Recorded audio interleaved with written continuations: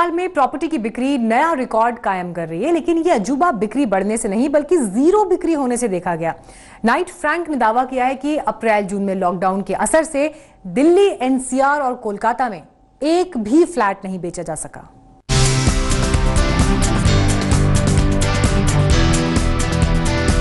Lockdown की तिमाही यानी अप्रैल जून में दिल्ली एनसीआर में एक भी फ्लैट को खरीदार नहीं मिला। ये दावा रियल एस्टेट की दिग्गज रिसर्च एजेंसी नाइट फ्रैंक की छमाही रिपोर्ट में किया गया है। इस रिपोर्ट के मुताबिक देश के 8 बड़े रियल एस्टेट मार्केट्स में जनवरी जून छमाही में घरों की बिक्री 54% लुढ़क गई है। इस दौरान नए घरों के लॉन्च 46% लुढ़क गए हैं, जबकि लॉकडाउन की तिमाही यानी अप्रैल जून में नए लॉन्च 90% लुढ़के हैं। अप्रैल जून तिमाही में घरों की बिक्री तो 84% जा लुढ़की है।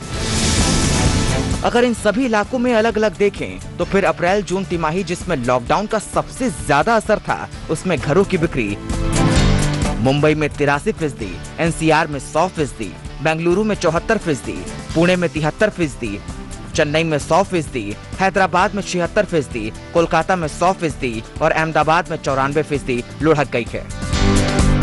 इस दौरान घरों की कीमतों में भी दिल्ली एनसीआर में गिरावट दर्ज की गई है। जनवरी जून 2019 में जहां दिल्ली एनसीआर में औसत कीमत 4,400 रुपए प्रति वर्ग फीट थी, वहीं इस साल की पहली छमाही में दिल्ली एनसीआर में घरों के दाम 255 रुपए घटकर 4,145 रुपए प्रति वर्ग फीट रह गए। दिल्ली एनसीआर में अप्रैल जून तिमाही में जीरो बिक्री का दावा किया गया है, लेकिन हालात पूरी छमाही के भी खराब नजर आते हैं। रिपोर्ट के मुताबिक इस साल जनवरी जून में दिल्ली में 63 यूनिट्स बिक्री और ये पिछले साल की पहली छमाही से 62% कम है। फरीदाबाद में 79 फ्लैट्स बिके जो बीते साल से 62% कम है।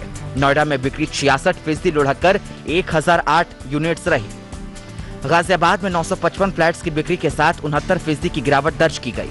गुरुग्राम में 69% घटकर बिक्री 1456 फ्लैट्स पर सिमट गई। ग्रेटर नोएडा में बिक्री सबसे ज्यादा 78% घटी और यहाँ 1885 फ्लैट्स बिके। हालांकि इस रिपोर्ट पर जानकारों की अलग अलग राय है और उन्हें हालात इतने भी खराब नजर नहीं आते। खासकर आने वाली छमाही में तो बिक्री बढ़ने का दावा किया जा रहा है। कोविड-19 के बाद एक अच्छा बदलाव जो नजर आ रहा है, लोगों को सबसे पहले एक इस चीज की जरूरत का एहसास हुआ है कि चाहे छोटा हो या बड़ा, एक घर जरूर होना चाहिए। और अगर हम एक कस्टमर पॉइंट ऑफ व्यू से भी देखें तो इस वक्त जो प्राइजेज हैं वो भी काफ़ी कम हैं। दूसरा जो होम लोन रेट्स हैं वो भी इस वक्त पिछले 10 साल के लोअर पे हैं। अगर हम देखें ऑन ग्राउंड में भी तो कस्टमर साइट विजिट पे जा रहा है, कस्टमर डेवलपर से डिस्कशंस कर रहे हैं, जिन कस्टमर्स का मन बना हुआ है वो ट्रांजेक्शन्स भी कर रहे हैं। और मेरा मानना ये इन ट्रांजेक्शन्स के पीछे जो सबसे बड़ा ड्राइवर है, काफ़ी अट्रैक्टिव स्कीम्स दे रहे हैं डेवलपर, काफ़ी अच्छे डिस्काउंट्स अवेलेबल है मार्केट में और सीरियस बायर्स, और जहाँ पर प्राइस